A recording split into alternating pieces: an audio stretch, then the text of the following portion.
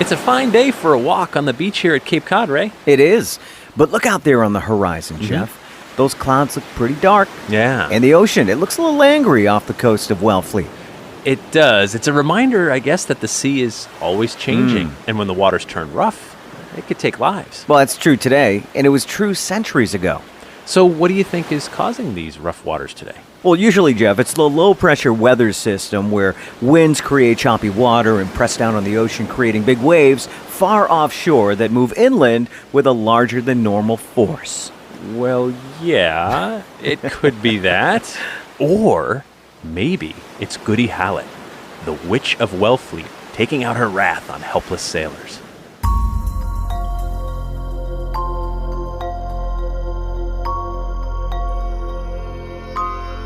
Hi, I'm Jeff Belanger. And I'm Ray Auger. Welcome to episode 136 of the New England Legends podcast. If you give us about 10 minutes, we'll give you something strange to talk about today. Thank you for sailing with us on our mission to chronicle every legend in New England, one story at a time. And we couldn't do that without the help of our Patreon patrons.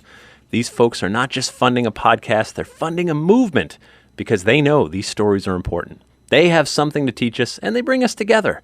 If you'd like early access to new episodes, plus bonus episodes that no one else gets to hear, head over to patreon.com/New England Legends to sign up for just $3 per month. If you love stories like these, you should join our super secret Facebook group. You should. I bet you can find a link to it on our website at ournewenglandlegends.com. We also love when you call or text our legend line, and you can call anytime at 617-444-9683. You can also leave our show closing on our voicemail.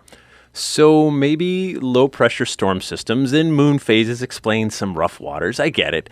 But every once in a while, a storm surge comes along that seems downright angry, maybe even vengeful.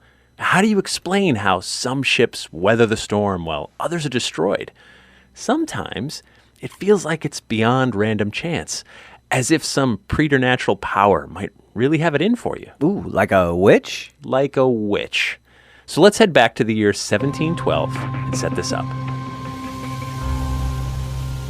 It's spring of 1712 here in Wellfleet. Now, though colonists have slowly but steadily been settling here since 1650 because there's a lot of great fishing in Wellfleet Harbor, it's still pretty sparsely populated. Still, there are sailors and fishermen looking for work, and there are local families. Families like the Halletts. Well, let's meet young Maria Hallett. How do you do? She's a beautiful girl who loves to take strolls by the docks and watch the boats coming and going. And that's when one young, strapping sailor catches Maria's eye. His name is Sam Bellamy.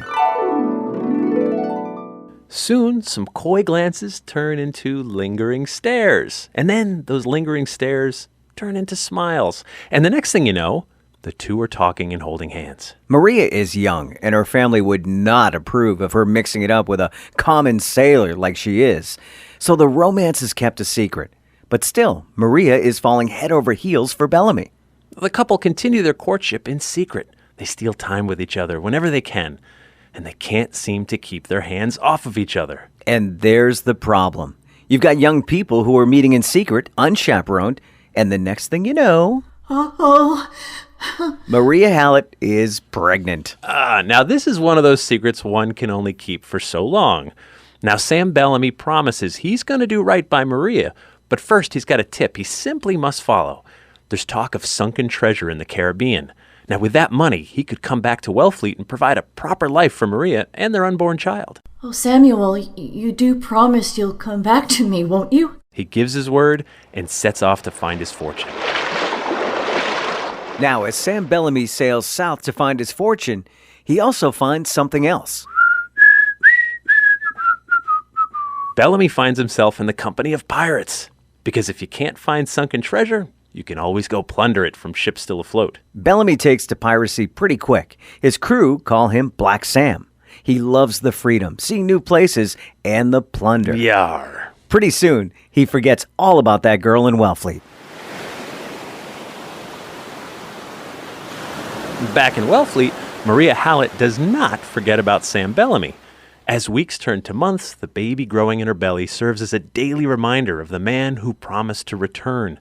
When she can no longer hide her pregnancy, Maria's family turns on her. It's not terribly uncommon for pregnancy out of wedlock during these times. Okay. It usually means a quick trip to the church to make things proper. But if the father is thousands of miles away, that poses a problem. A roughly 8-pound, 10-ounce problem. Now, after being shunned by her family, Maria Hallett is tossed out on her own, and she lives in a small hut in the woods where she's forced to deliver her baby all on her own. And all the while, there's no word or sign from Sam Bellamy. So there's Maria Hallett on her own, and now raising a child with very few resources at her disposal. Living in a seafaring town like Wellfleet, she does catch word that Sam Bellamy is still out there on the seas, sailing aboard a ship called the Whydah, living the life of a pirate and making his way back north. And that makes Maria mad. Really mad. Maria is seething at Sam Bellamy. She's furious at her current lot in life.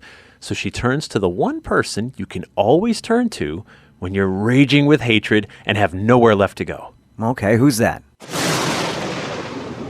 The devil. Maria meets Old Scratch in the woods one night and agrees to sell him her soul and exchange her child's life if he will make her a witch. The deal is done.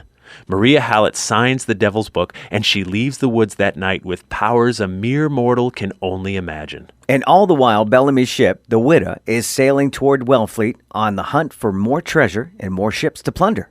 But Maria, she can feel Bellamy getting closer by the hour, and soon she makes her way to the dunes by the ocean. It's the morning of April 26, 1717, when Maria spots a tiny dot far out on the horizon. It's a ship, and her witchy sense tells her it's the Whydah. Maria smirks just for a moment before her brows sink, and her eyes focus on the dot on the horizon as if she were a rifle ready to fire. She calls out to the sea. Seas boil and wind will whip. Feel my rage and sink that ship. Almost out of nowhere, the skies turn black as nature unleashes all her fury upon the helpless Whydah. The ship is tossed and churned in the ocean like a child's toy. As the waves break over the bow, the water slips below deck. The wooden planks groan and then break until the Whydah is splinters, and the sailors flounder in the angry sea. With the deed done, the storm subsides as the witch Maria Hallett is left panting on the dunes. She sits down exhausted, but avenged. Maria doesn't necessarily enjoy the satisfaction of destroying Sam Bellamy for very long, because soon wreckage and bodies start washing ashore. Staring down at so much carnage, death, and destruction, it suddenly breaks her, just like the storm broke the ship. Maria walks the shores completely distraught at what she had just done.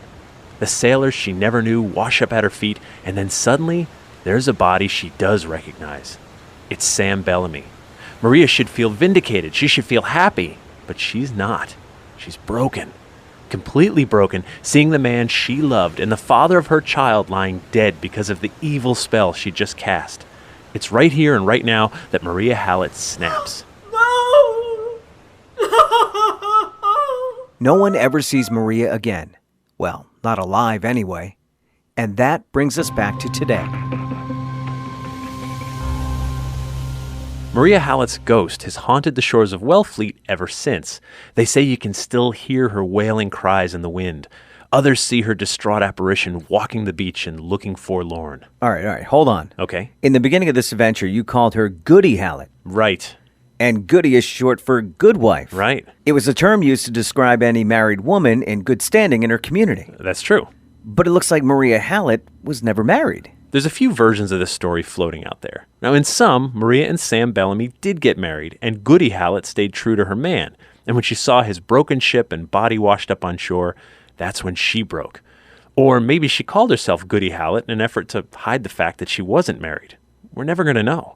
We also know the Whydah Galley was a pirate ship captured by Samuel Black Sam Bellamy that did indeed sink in a violent storm off the coast of Cape Cod on April 26, 1717. Only 2 of the crew survived the wreck, along with 7 others who were piloting a sloop captured by Bellamy earlier in the day.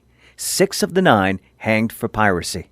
An interesting side note on the Whydah, its wreckage was finally discovered in 1985. We also know the whereabouts of those dunes of Wellfleet, and they have a pretty ominous nickname. What's that? Well, locals sometimes call them Satan's Harvest, based on the witchy legend. Ooh, I like that. It's also a pretty good name for a band, right? And here we are still talking about the Witch Goody Hallett. And still wondering how some storms seem to rise out of nowhere and unleash fury on those unlucky enough to be in the way. Man, New England is full of witch stories, Jeff. Yeah, it is. It's definitely not just Salem. No, we've covered stories about witches in Connecticut, New Hampshire, Vermont, and all over Massachusetts. We definitely have no shortage here in New England. Well, if you enjoy what we do, be sure to subscribe to our podcast. It's free wherever you listen to your podcast. And please consider telling a friend or two about our show or post a review on Apple Podcasts.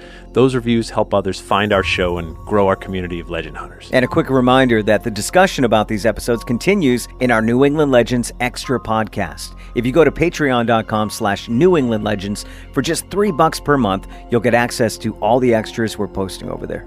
We'd like to thank Lorna Nagara for lending her voice acting talents this week, and our theme music is by John Judd. This is Jared from Stoneham, Massachusetts. And until the next time, remember, the bizarre is closer than you think.